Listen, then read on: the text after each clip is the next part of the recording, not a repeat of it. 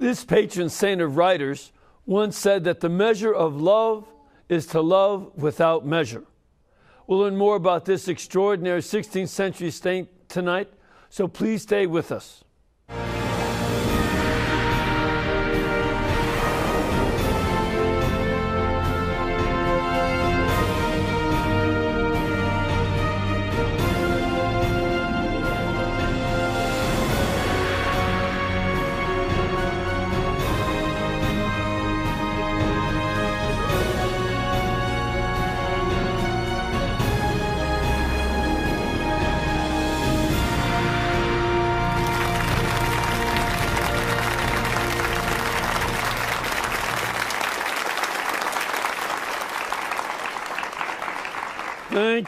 Thank you very much, and welcome. I'm Father Mitch Pacwa, and welcome to EWTN Live, our chance to bring you guests from all over the world. And our guest tonight is a professor of theology, and he's the director of the Salesian Center for Faith and Culture at DeSales University. And he's here to help us learn more about the great doctor of the church, St. Francis de Sales. So please welcome Father Thomas Daly. Father Daly? Mitch, thank you. Welcome. Pleased to be here. Where is DeSales University? DeSales University is in the Diocese of Allentown, just south of the city of Allentown, which is about midway between New York and Philadelphia. Okay, all right, great. And how long have you been there? Well, counting my student days, I went there as a student. Our seminary was there. I've been on the faculty now for 22 years. That's a good long time. It is. I guess you enjoy it. Great place to be. Oh, that's good. That's good. And one of the things I guess you teach is about St. Francis de Sales. I do. In fact, surprisingly enough, I've been teaching there 22 years, and this semester, for the first time ever, I'm teaching a course on the classic book that Francis de Sales wrote, The Introduction to the Devout Life. Okay. Yeah, that's it is his classic book. That's probably the book that's most often reprinted of all of his texts. He's got a number of books that are really wonderful, but that's the one that's most commonly printed. Definitely. That's the one that is recognized and has been popular for 400 years now as one of the best-selling devotional books ever. Yeah. Now, first of all, before we go into talking about that book, tell us a little bit about the life of St. Francis de Sales. A lot of people know about the Salesians, which were founded by St. John Bosco. Right. And that's not your community. That's correct. Your community is called what? We are the Oblates of St. Francis de Sales, a much smaller congregation than the Salesians. Right. The Salesians, as you mentioned, were founded by St. John Bosco. But he was enamored of St. Francis de Sales, followed him shortly. Francis de Sales was born in 1567, lived till 1622. Was a bishop in southeastern France and the territory that's now Geneva. He's actually the Bishop of Geneva, although it's an interesting thing, he never lived in Geneva. Geneva was not exactly friendly to Catholics at the time. It was a Calvinist city, correct? That's correct, but he was still the Bishop of Geneva. And he was the oldest son of 13 children. He grew up in we'd probably refer to it as an aristocratic family, very well educated, went to the University of Paris, earned 2 law degrees at the University of Padua, but followed the calling of God, whom he really believed was calling him to a life in the church. Didn't his father want him to be a lawyer? Very much so. His father, as sort of the doting father of the firstborn son, had the son's life all planned out for him. He was going to be a diplomat. He was going to have a political career. For that reason, he needed to get a law degree. There's an interesting story. Francis de Sales, I think because he confided in his mother about his vocation, finally got up the courage when he came back from studying law at the University of Padua to tell his father that he was going to serve in the church. And his father at first was not happy. In fact, the story goes that his father locked himself. The father locked himself sort of in a room because he didn't want to say anything all day. And then finally, of course, gave his blessing. Mm-hmm. And he became a priest and eventually the bishop. He became a priest, and one of his first tasks was which he volunteered for, was to be a missionary to Geneva and the area around the Lake of Geneva, a region called the Chablais. And he was, in effect, attempting to convert the inhabitants back to Catholicism. Okay, how did he do? By one account, he converted 72,000 people back to the faith. And then the then Bishop of Geneva made him the provost of the cathedral chapter, sort of the head of the local clergy, as it were. And he was named coadjutor bishop, and when his predecessor died, he became the Bishop of Geneva. But still never got to go live there. Never lived in Geneva. In fact, had he been caught going through Geneva at the time, he would have been arrested and possibly executed. Right, right. Those were tough times. Yes, not much ecumenism going on in those days. Not the way we talk about it now. No, no. Now, as a priest and bishop, he had great concern for the souls. He just wasn't trying to rack up numbers of people he converted. Correct. He had real pastoral concern for the state of the souls and the holiness of the souls that he converted and the rest of his diocese. This is why he wrote. Is that not true? Yes, very much so. At the time, of course, there were political concerns and legal concerns, and in general, the townspeople and the folk who lived throughout the country would be whatever religion the leaders of the government told them to be, because they didn't know any better.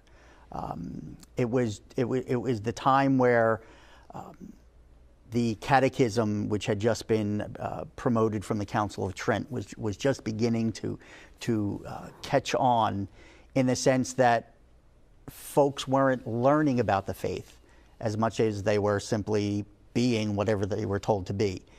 And so Francis de Sales made a very decided effort to educate people.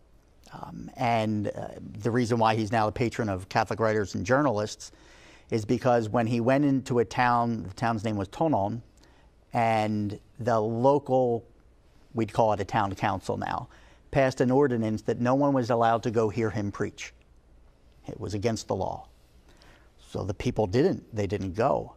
So Francis de Sales had the idea that he would write down a summary of what he had intended to preach about and print it. The printing press had recently been invented.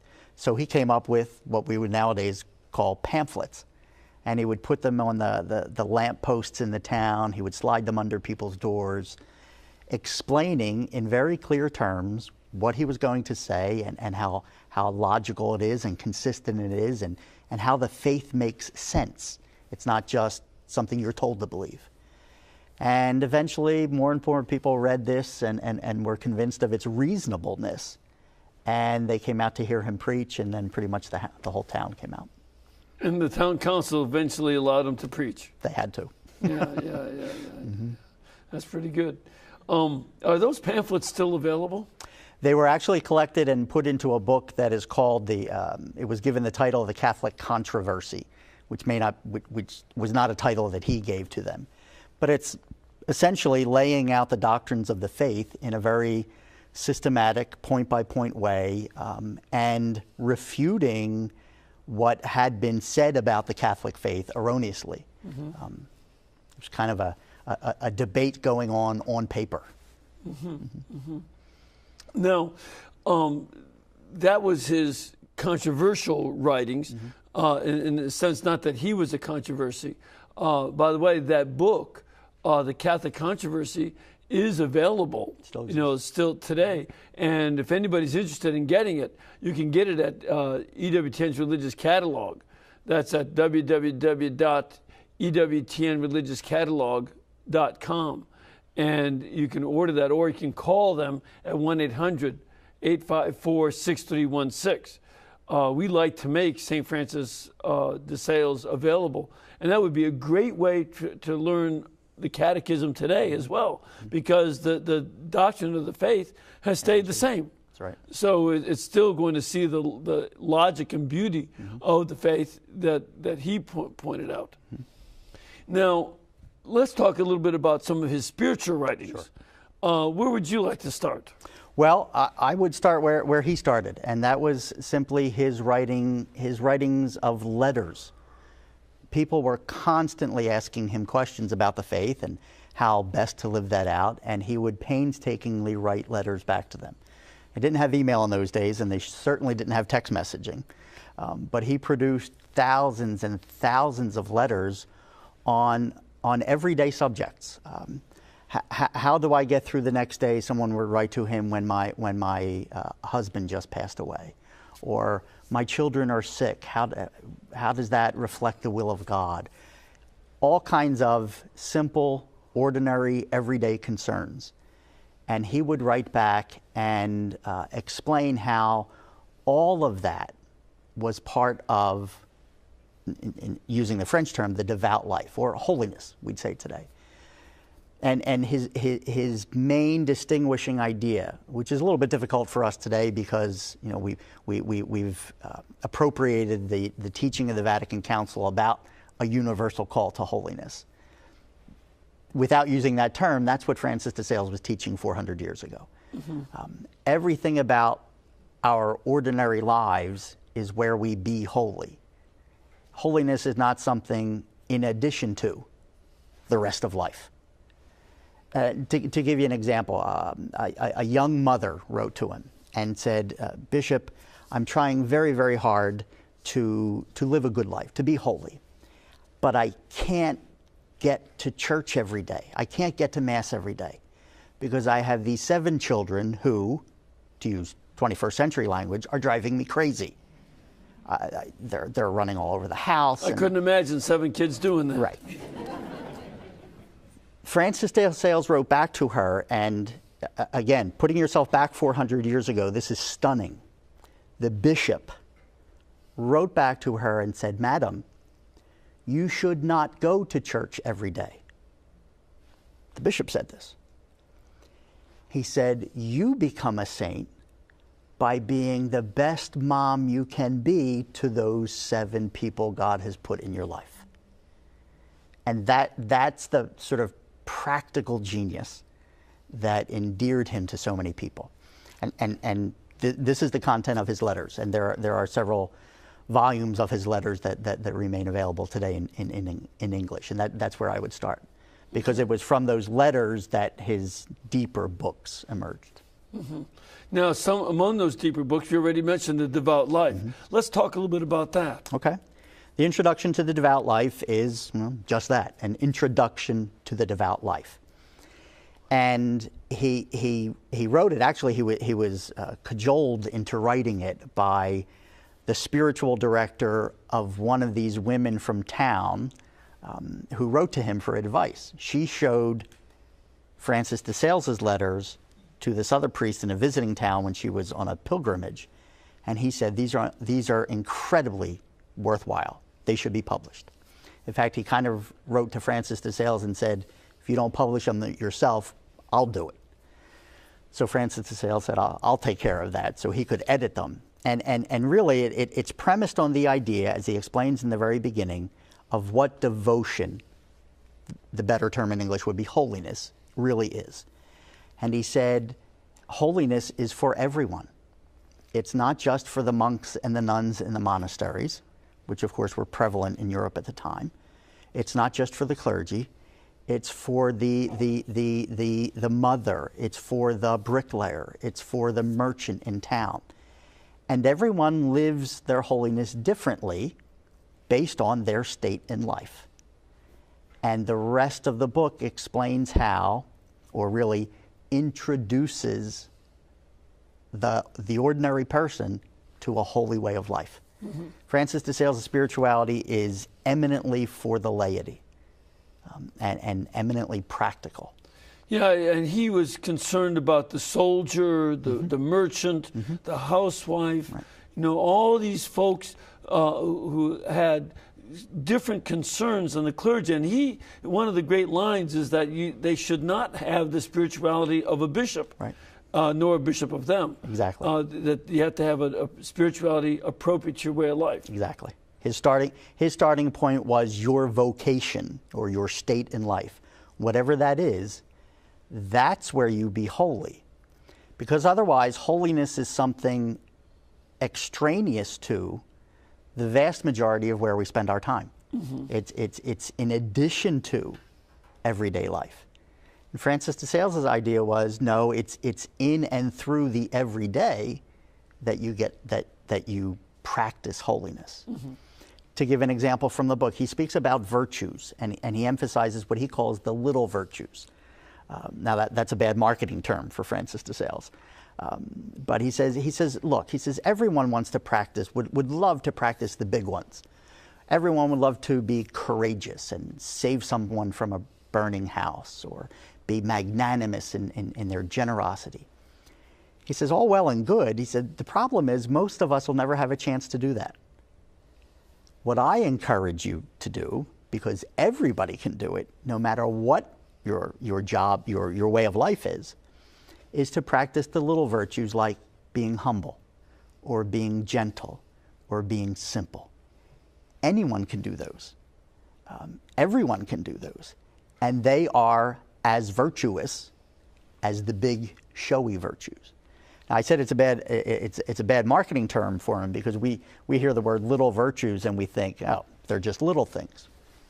Until you start trying to be gentle with everyone. As I often say to folks, try that on the highway. There you go. Or to be humble about things, or to be simple.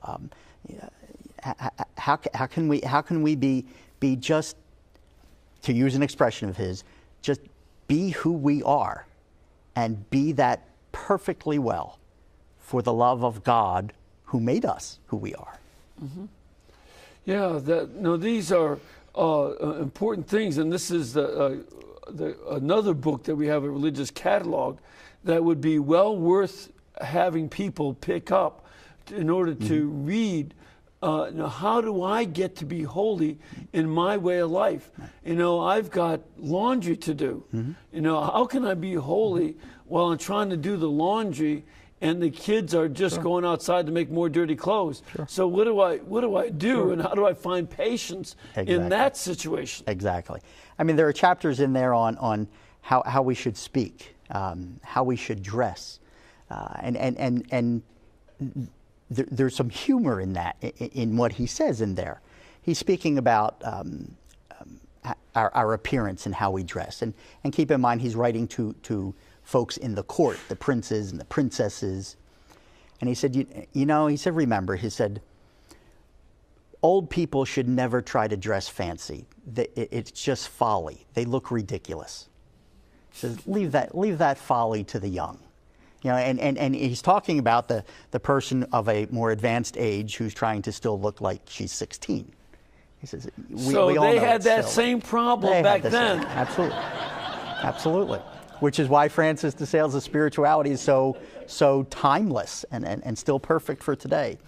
We were speaking in class the other day about games. Again, games at the court were part of the courtly life. And Francis de Sales, he said, some games are okay, some you probably shouldn't waste your time with. He said, but the real principle is everybody needs leisure. Everybody needs to take a break once in a while. And that's a good thing. Sometimes we get into the thinking that I have to work all the time, or I have to work at being holy all of the time. When, in fact, even in leisurely pursuits, we can be holy. So as I'm teaching this to the 20-year-olds in my class, I was trying to show them pictures of the ancient games he was talking about, ancient versions of croquet and chess. Then I flashed up on the screen the big picture of March Madness. I said, what about that? They all thought it was perfectly fine. I said, it is. I said, but here's the principle of Francis de Sales. Anything, game, recreation, sport, is good if it helps us. But if it takes all our attention and all our affection, says, that can be a problem.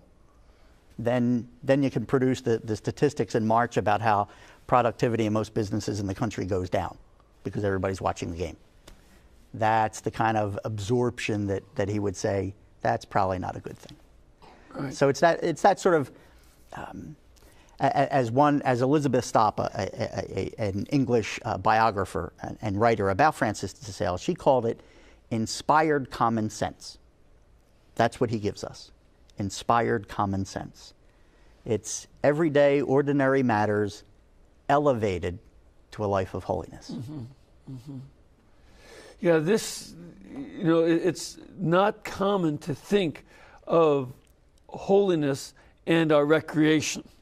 That's usually we're taking a break when we from everything, and we think we can think of ourselves taking a break from holiness if we are not careful. Exactly. But he says no, that's not it.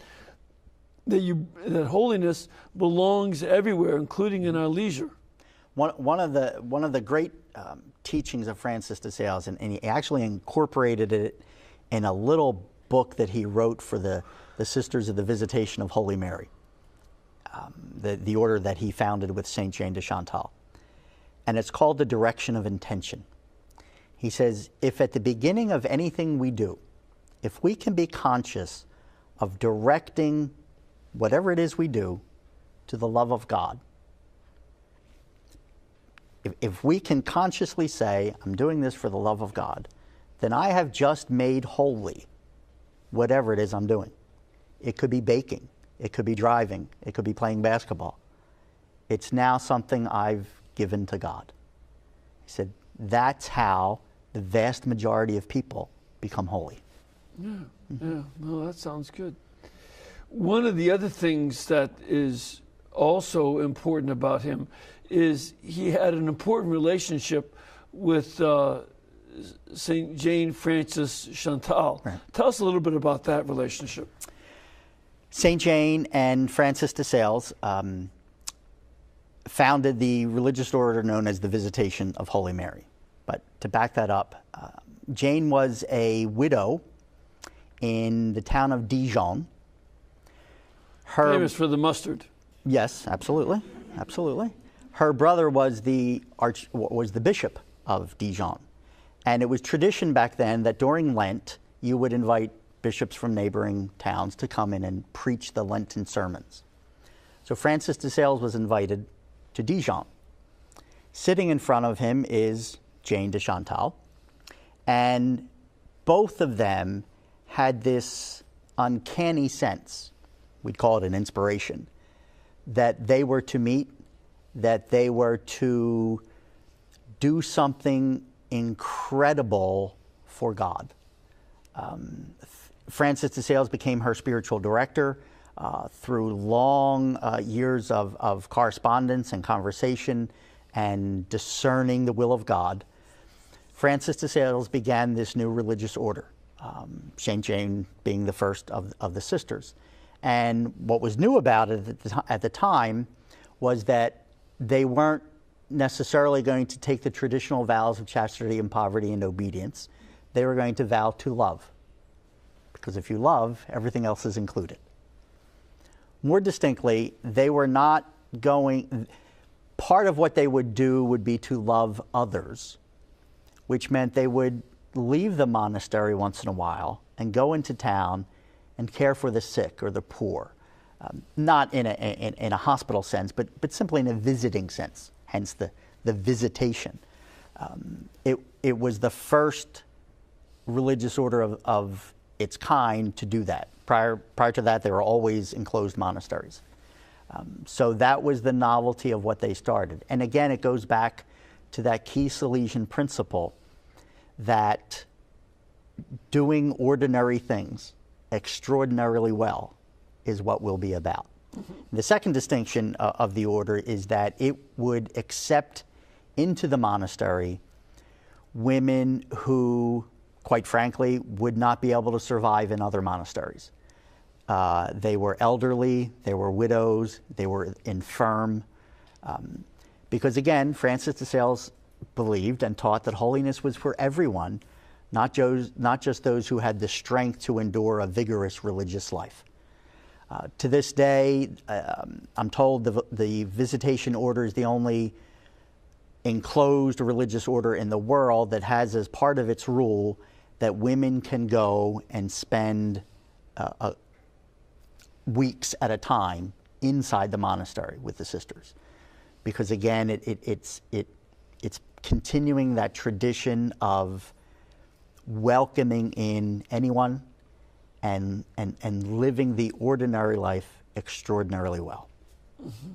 So the visitation sisters are still around today? Yes, they are. They're here in Mobile, in fact. That would be the closest monastery, I believe. Mobile, Alabama. Yes. Mm-hmm.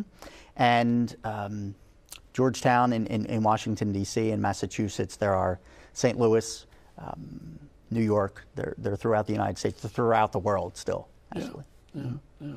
So he was also someone who assisted in the founding of an order, as well as running a diocese and evangelizing in that diocese to to restore unity in the church, plus giving spiritual direction to people and writing books to help with the spiritual life. Sounds like he was pretty busy. It's probably why he was so skinny. He never slowed down. In fact, many folks tried to get him to slow down, but he believed that this was all the Lord's will for him, and he kept going as long as he could.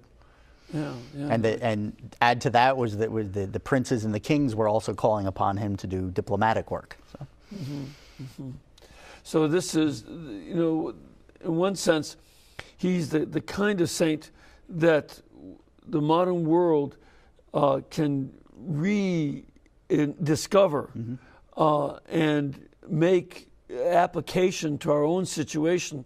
Like you said in the Vatican Council, the call to holiness was said to be a universal call to holiness. And his theology fits that very well. Fits it perfectly. Nowadays, we would talk about the merger of faith and culture. The concept of culture so heavily promoted by Pope John Paul II, and that was his idea, how to bring the beautiful truths of our faith into engagement with the culture of wherever you live and whatever you do. That's exactly what Francis de Sales was about. That's why we've created a center for faith and culture that tries to continue this in the 21st century. Good. So and you run that? Yes. Oh, that's good. Do you get a lot of students involved in it? We do. We have students. We have a 2-year leadership program for students that's unique in the country, that we have students going through every year. We have what we call the Faith and Reason Honors Program, an academic honors program that is run through the center. Lots of lectures and programs and panel discussions and all seeking to bring, again, the beauty of what we believe to the issues of modern life. Okay, great. Well, we have to take a break, but we're going to be back in a couple of minutes. We'd like to get your questions and your comments on this great St. Francis de Sales. So please stay with us.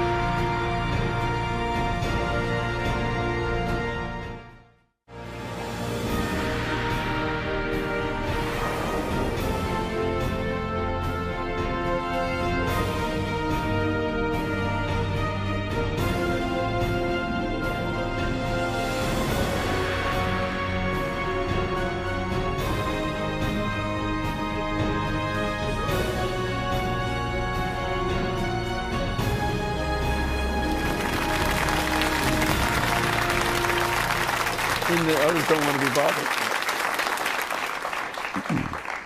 Welcome back. We have a really nice audience here with us today, and they're from different parts of the country, and they've come here on pilgrimage, and we'd love to invite you to come here and join us on pilgrimage. If you can be with us, please contact our pilgrimage department at 205-271-2966. That's 205-271-2966. or go to our website, www.ewtn.com. And they'll give you all kinds of information about where you can stay, the scheduling of the masses, the most important thing, scheduling of the programs, and tours of the network, and directions on how to get up to Hansville to see the sisters. So we'd love to have you come here and visit us. It makes it a lot more fun for me, too. Mm-hmm. So, you ready for some questions? I think so. All right, let's start off with a call. We have Nicholas on the line. Hello, Nicholas. Yes, hello, Father. Hi. Good evening to both fathers. Where are you from? My question is, did St. Francis de Sales have a temperamental nature? I was told that once, and I wanted to know if that was true or not. And also, did he speak to that issue at all in any of his writings? Because we all are a little temperamental at times, I think. What do you mean by that? I mean, no.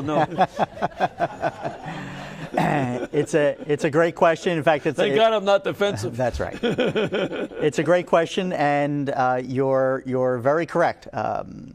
Temperamental might actually be putting it nicely. Francis de Sales admitted himself that he had a hot streak to him. In fact, many of those who were with him often wondered how come he did not get angry in situations where someone was ridiculing him or mocking him or calling out against him. It was almost expected that you would get angry. And his famous response was, would you wish for me to lose in 15 minutes what I've spent my whole life trying to control? So he knows that hot streak is in him, but he also knows that it's not the best way to deal with folks. And so he worked very hard at it. There's a chapter in the introduction to the Devout Life about anger, and if you also know his life story, it's his own chapter. So yes, he had that potential in him, but he worked very diligently to counteract that by being gentle. All right. We have a question from our studio audience. Sir, where are you from? I'm from New Mexico. New Mexico. Good to have you here. And what's your question? Well, it's not about the topic, but my question is, why don't we as the church consider when Jesus comes down to earth a second time to get his mother for her Assumption, the second coming? So when Jesus came for the Assumption of Mary into heaven, why isn't that the second coming? Do you want to take that? I'll try to answer that one. Francis de Sales actually wrote often about the Assumption. I'm not sure he ever dealt with that question, but I think the imagery certainly of the Assumption is not so much Jesus coming down to get his mother as his mother being raised to heaven. So it's not the geographical idea of Jesus changing places as much as it is his mother changing places. Right, so he didn't come down, she right. went up. Right. That would be my answer. That sounds like a good answer. And also, it's very important that, he didn't come to judge the world at that time, whereas at the second coming, he'll be coming to judge the world and straighten everybody out. His mother, he didn't have to straighten out. True.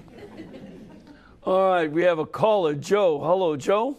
Hi, how you doing? Fine. Where are you from? I'm from Staten Island, New York. Great. We got a couple here from Staten Island. It's good to have you with us.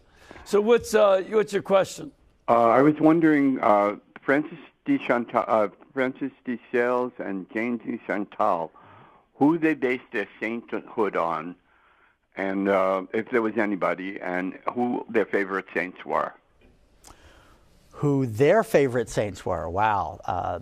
That would be tough to narrow down. If you look through the writings of Francis de Sales, he names countless numbers of saints as examples of what he's teaching. Francis de Sales was named for St. Francis of Assisi. His own favorite saints, I'm not sure that there would be one in particular. But the saintly life was certainly something that he was trying to teach about. I don't think we modern people have as much appreciation of how many saints seem to impact the lives of people in the 16th and 17th century. That people, there were, we don't have as many saints' days as they did. Every day had its own saint, and they would be very devoted for the saint of the day. Sure. That was and also they're living in that part of the world where those saints came from.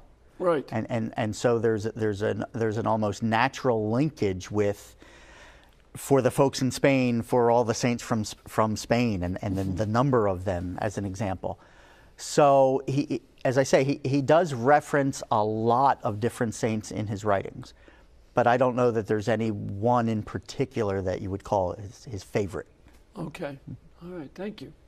I have another question from our studio audience. Sir, where are you from? I'm from Charleston, South Carolina. Good to have you here. Welcome. Thank you. And what's your question? My question is, St. Francis de Sales, he writes a lot about living out your daily vocation and your station in life and to live it well.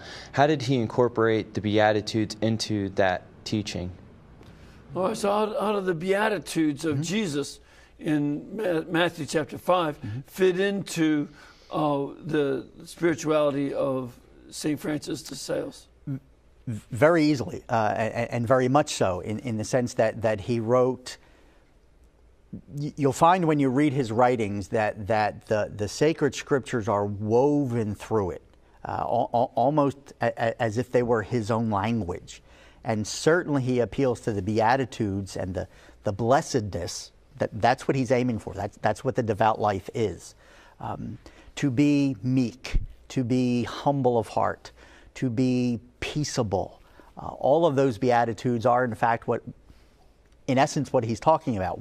What he's doing is taking those ideas, those very valuable ways of being, and trying to say that you be that, you have that attitude of being in being a tradesman or being a soldier or being a parent or in whatever state of life that is. So what he was really doing was merging the two. Yeah, blessed are the meek would apply to a soldier as much as to a bishop or a housewife. Very much.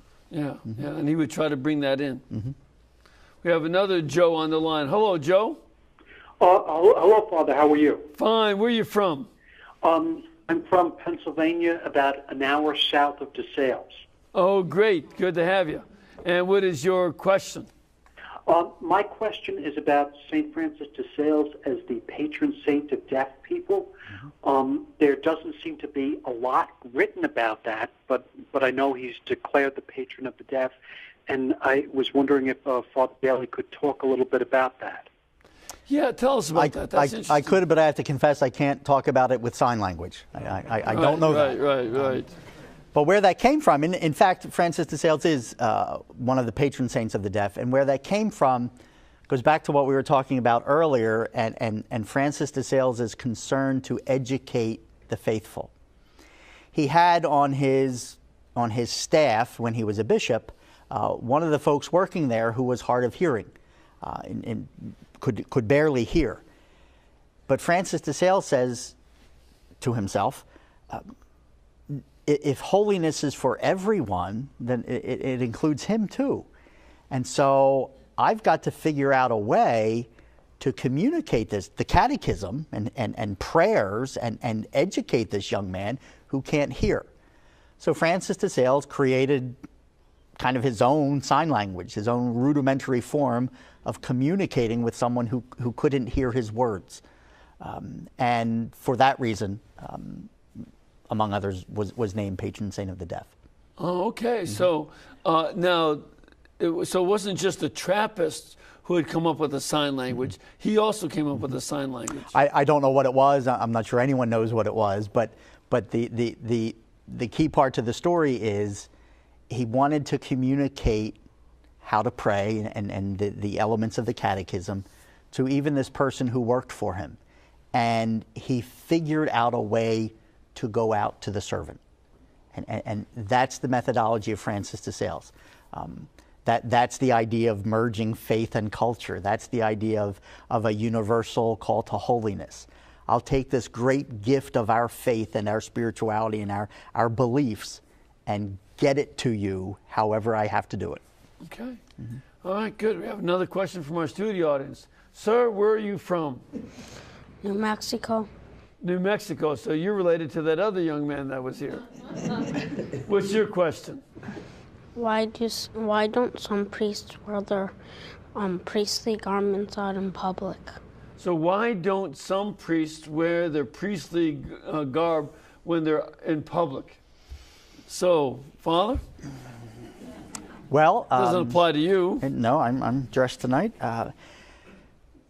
That's a very broad question, of course. I'm thinking, as you asked that, I'm thinking of a priest who used to be the pastor of one of our parishes, who himself was a builder, construction man. And he was known in the neighborhood for being very, very good at it. Well, when he's working with concrete all day, he didn't have his priestly garb on. Sure. When he came in for Mass, of course, he put his cassock on. So part of the answer to your question is that there may be a reason why, a situation.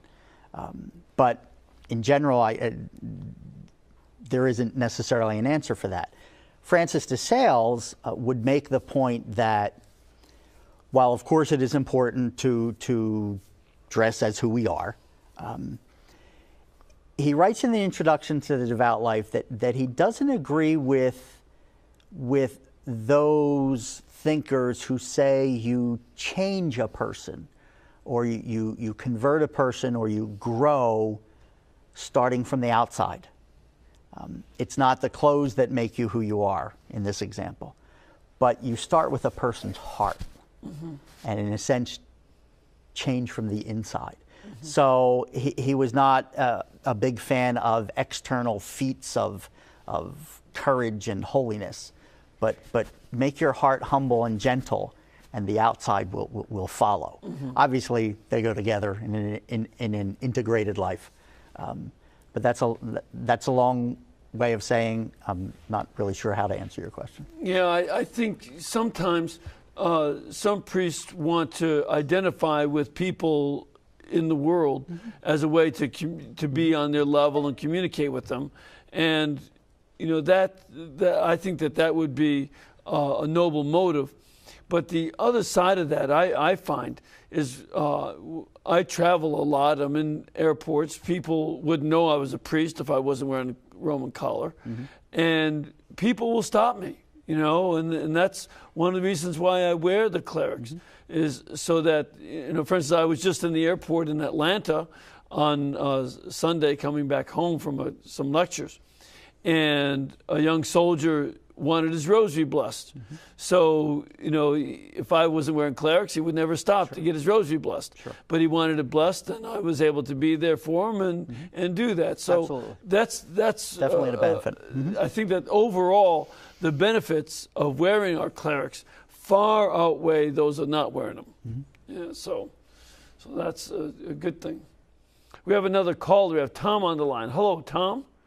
Hello, Father Mitch. Yeah, where are you from, Tom? I'm from San Antonio, Texas. Great city. And what is your question? Well, Father Mitch, I remember you from the John Ankenberg show in the 1970s when you were a young priest. Right. So I'm glad to see you hale and hearty. And I'm also a graduate of DeSales Catholic High School in Lockport, New York in 1962. And remember so many seminarians from Niagara University, from the OSFS congregation there. That's your congregation. And they ran so many high schools in Philadelphia, I think Roman Catholic high school there. And my question is, and I was a class behind Father David Whalen, who was one of your provincials recently, and a good friend of mine. I wonder what the Oblates of St. Francis de Sales are doing in the 21st century to recapture the wonderful, wonderful charisma they had in the 1960s in cities like Philadelphia and Lockport and cities in Ohio. Are they still running high schools? What is the focus of the Oblates of St. Francis de Sales? All right, thank you, Tom. It's a good question. You've rattled off names and places that are certainly familiar to me. The charism of the Oblates of St. Francis de Sales, our purpose as a religious order, is not linked to a specific activity, such as teaching or preaching, but it's really to carry forth the spirit of St. Francis de Sales in whatever we do, which again is keeping with that Salesian spirituality.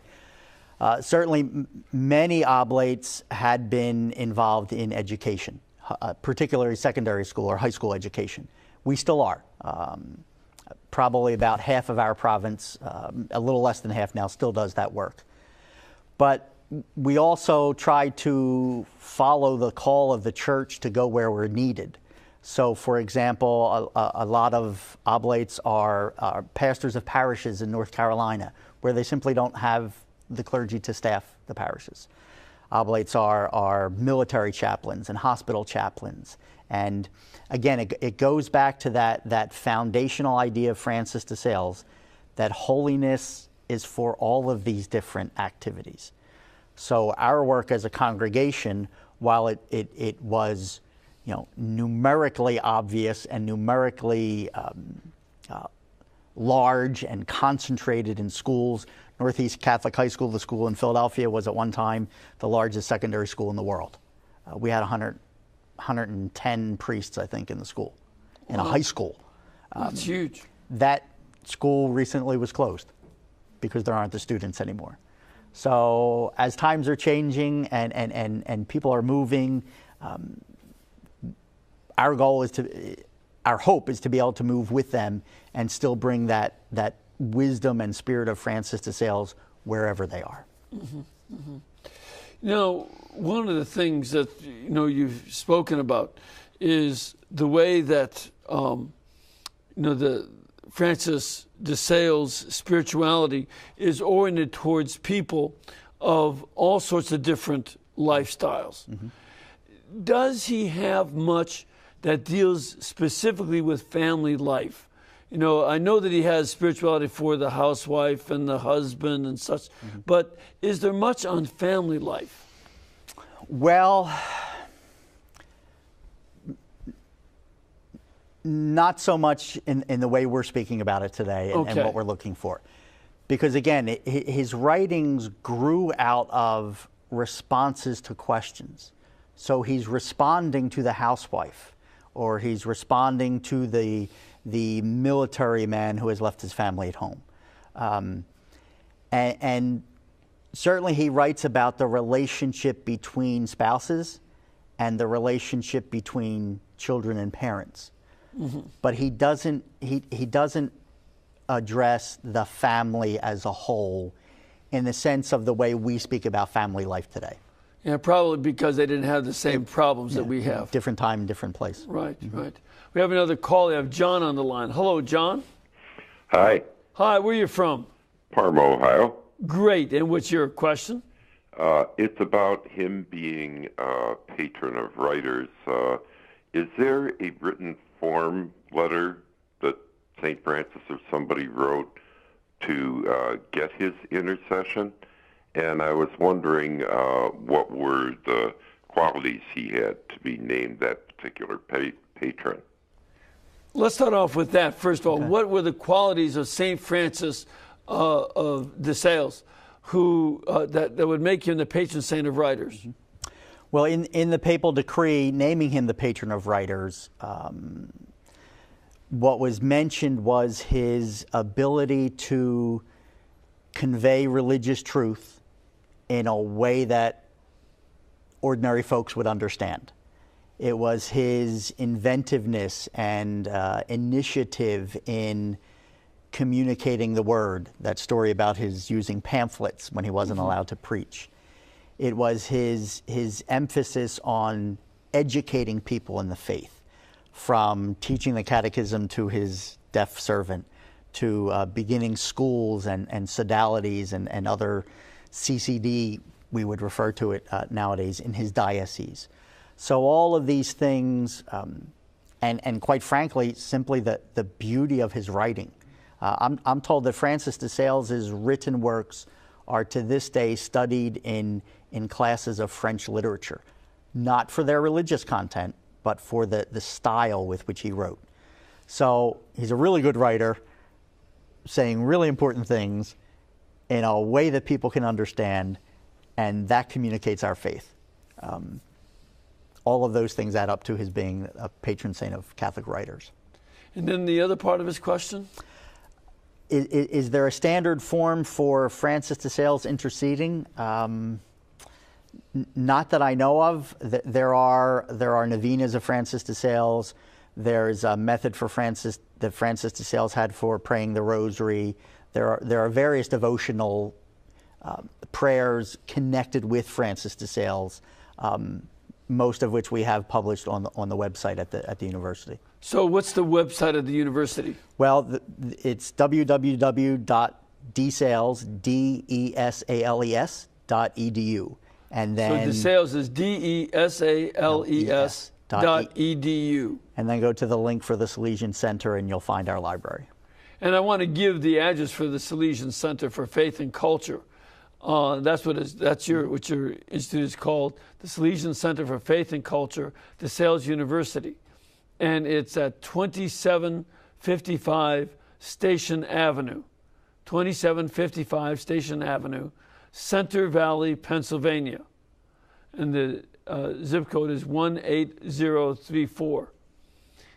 There's also a phone number you can call, 610-282-1100. 610-282-1100.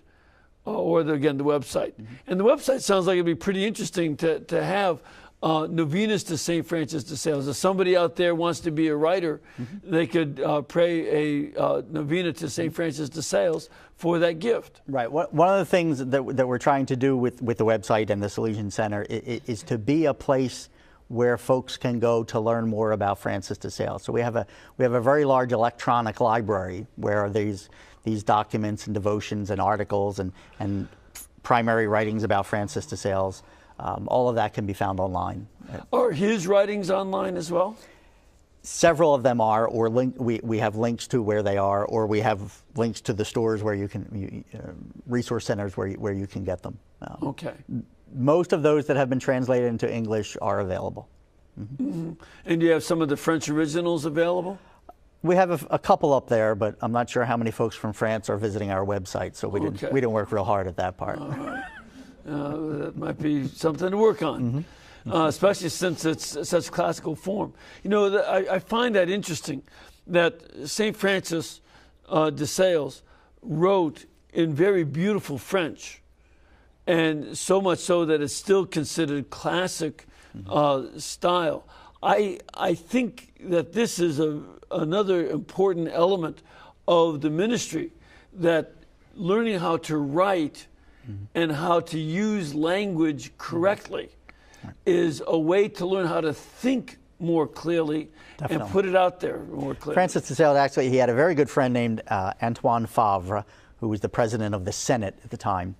Together they founded an academy, but those two would actually write to each other in Latin.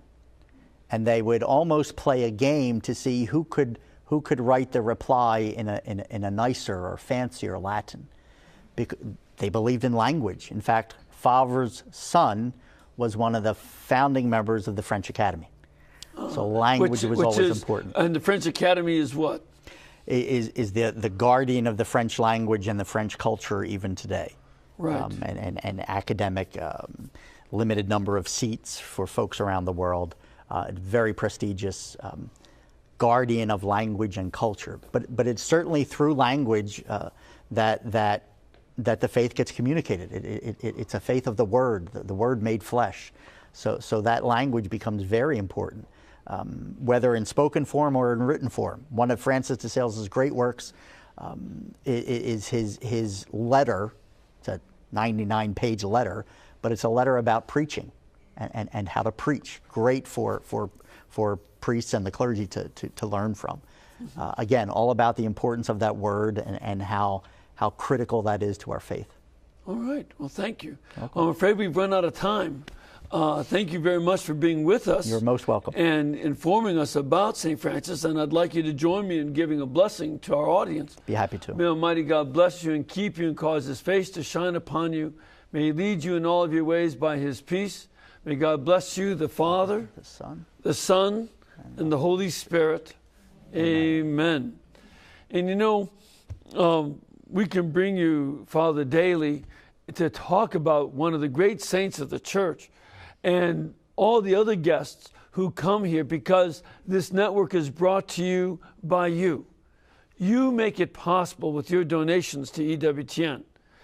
Without your help, we cannot exist. It just won't happen. So please keep us in between your gas bill, your electric bill, and your cable bill, and we'll be able to pay all of our bills. God bless you, and thank you very much.